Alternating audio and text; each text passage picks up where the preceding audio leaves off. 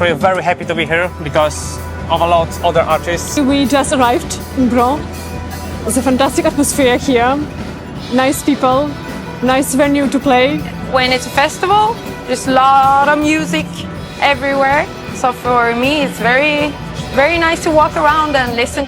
It's been a really nice festival for us.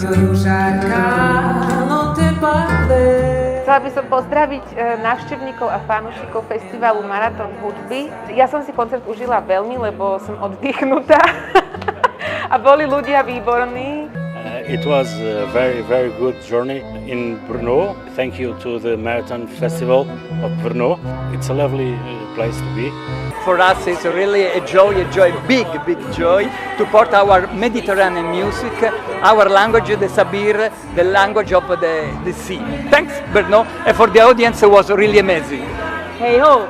Maraton hudby pro mě osobně znamená možnost seznámit se s mnoha žánry v více i méně formálním prostředí a pro Ondráž to znamená příležitost ukázat se před novým publikem, v novém prostředí a to vše v domovském Brně.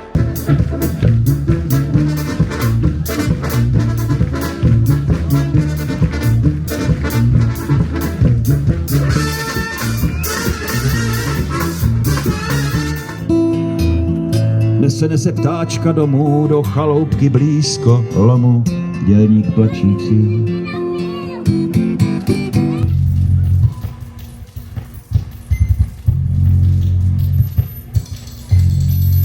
Já jsem tady v minulosti jezdíval hrát basketbal do ulic, takže Brno mám moc rád. A říkám, dlouho jsem tady nebyl a po dlouhé době jsem přijel a jsem nadšený. Po celém městě prostě to žije. To je, jako myslím, skvělá akce, co se tady odehrává.